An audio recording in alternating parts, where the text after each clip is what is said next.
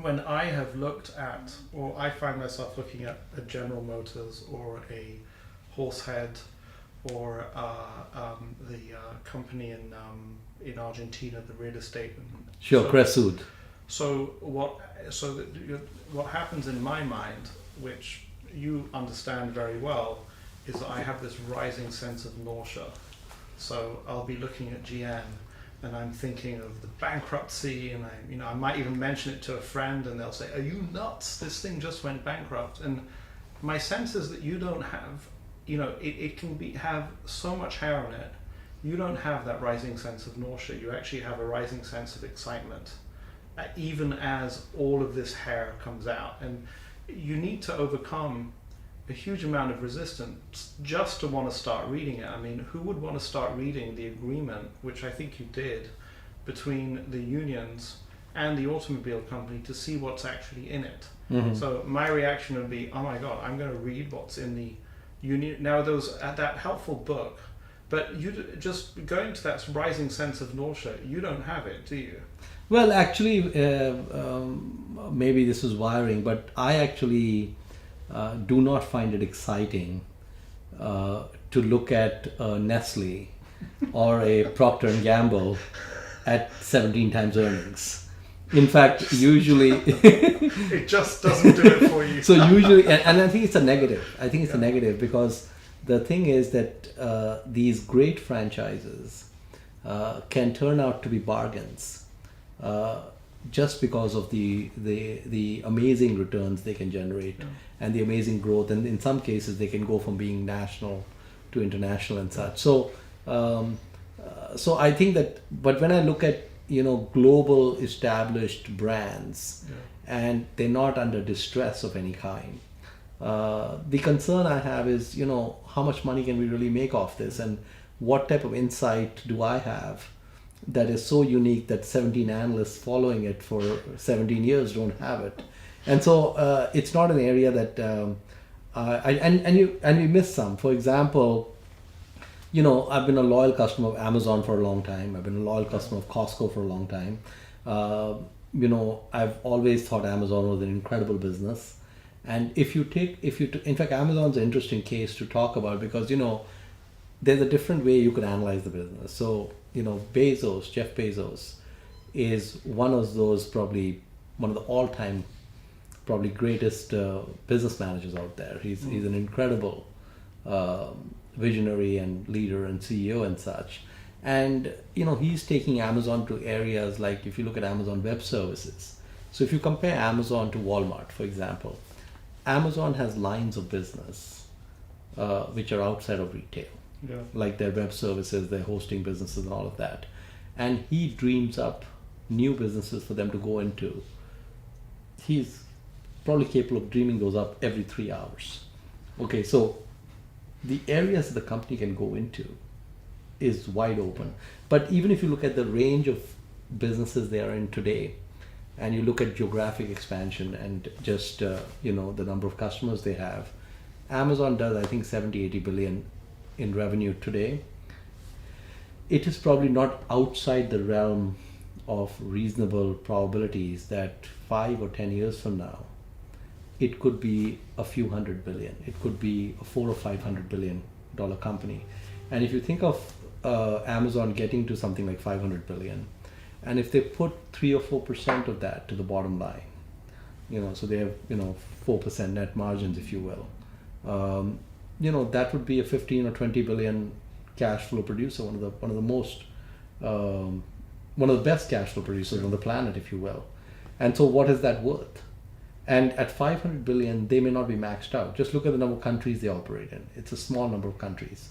The number of geographies, small. So, but the flip side of this is, so there is a moonshot aspect even now to Amazon after all these years. But the flip side of it is, it can also falter. And so this is a difficult one. And if things don't hit me over the head with a 2x4, I tend to just take a pass. So something like Amazon, even though I can see the upside, the downside would dissuade me from I don't see the margin of safety. I would say that regarding Nestle and P&G is that for the longest time, I did not fully understand how the latent desire to say something that was pleasing to my investors influenced my desire to look at those companies. And what in the last 2 or 3 years, what really freed me up was the sort of blatant rule: I'm not going to feel obligated, and in general will not talk about what I own. What I own is my concern. And the minute I did that, and I'm blown away by how many people who are very smart and have studied all of this sort of psychological behavioral finance stuff still fail to see that, and they fail to understand that simply talking about your investments will result in it dirties up the thinking process, and it's got nothing to do with intelligence in a certain sense. So I think that I've become better on the Nestle front, but there is a long way to go. So I think, Mohnish, when it comes to Nestle versus some kind of turning point, that your playing bridge has improved your ability to stay away from highly valued sensible investment, or sensible, there we go, that's a wonderful Freudian slip, and go into the things where nobody's looking, because in bridge it's not the quality of your hand, it's what you bid and how you play the hand. And so you have this orientation that is, you can have a really bad hand and play it well and do really well, and that would be the same as buying into a horrible looking business, but if you play it well you can end up with very high returns. Well, what I've learned to appreciate is, I think the holy grail is to identify hidden moats, not so much cheap assets. Yeah. I think because if you found a 40-cent dollar, and at some point it gets valued as $1, so fine, you'll double your money in some period of time. But if you found a Chipotle, yeah, when it was in 3 states, for example, and you had a sense that there were high probabilities that this would appeal to a much wider group of people, for example. Or a long time back in Pabrai funds, I think one of the first investments we made in, I think this was in '99, was in a bank in the Bay Area, Silicon Valley, called Silicon Valley Bank. And Silicon Valley Bank is one of those unusual banks that has a definitive moat that is different from other banks. And that was one that I thought had some legs to do things. Plus, they had other kind of peculiarities that made it interesting. Yeah, so I would actually say that I realize now the 2 for-profit education companies in Brazil, what was really great, even better maybe than a hidden moat, is a moat that you can see is in the midst of being constructed. So Warren talks in the flooring business, he's excited even when his competitor acquires a business because it's consolidating that market. But something that happens a lot is that people will talk about what they believe is a hidden moat. So it'll become sort of common knowledge that XYZ company has a great moat that nobody understands, and it's a high valuation, and there's a whole dynamic there. And I think that for me, those ideas can shout so loud that it's hard to get away from them. And I'm thinking, like right now, Bitcoin, not that it has a moat, but everybody wants to talk about Bitcoin, or there wasn't long ago that everybody wanted to talk about Netflix. Or I guess those are well known, but to really understand the subtleties that this really is a hidden moat, and to be comfortable with that. Well, one thing you've done well is you've identified clearly visible moats and then gone hunting around the world for clones of that, which maybe were not appreciated by investors. So kind of like look at Moody's and say, what are the other credit rating agencies around the world? Because they all have the same dynamics in terms of the duopolies and pricing power. So I was in a bookstore recently, and I saw the book City of Gins. And the first time I went to India, I think I'd met you once. And it's very funny because I was just remembering back, I'd emailed you and said, I'm going to India to visit Crizzle. What book should I read? And you sent me City of Gins, which was just a great book about New Delhi.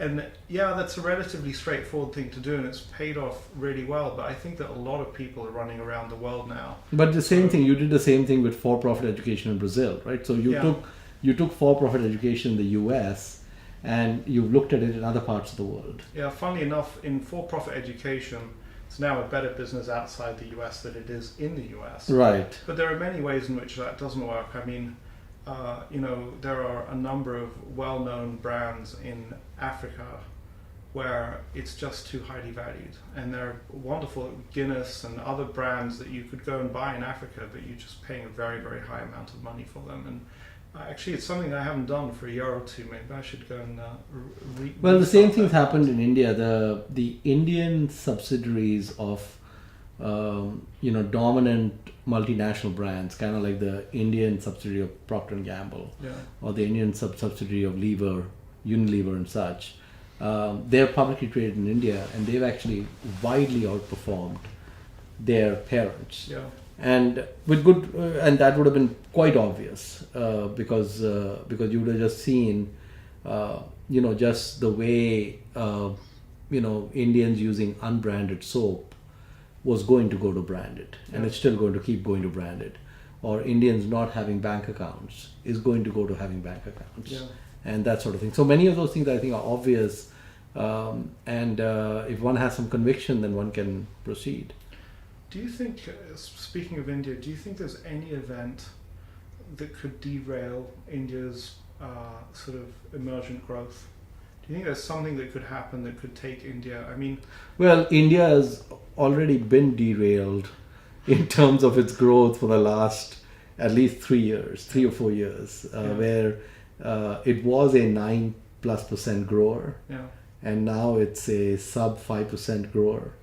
And a lot of it has to do with government policy, and there's a good chance that the seats, the people in power will change in the next few months, and if the new government, if you will, takes a bent towards focusing on the economy, I think India has, I make so many trips because of Dakshina, and I see deep parts of rural India and such.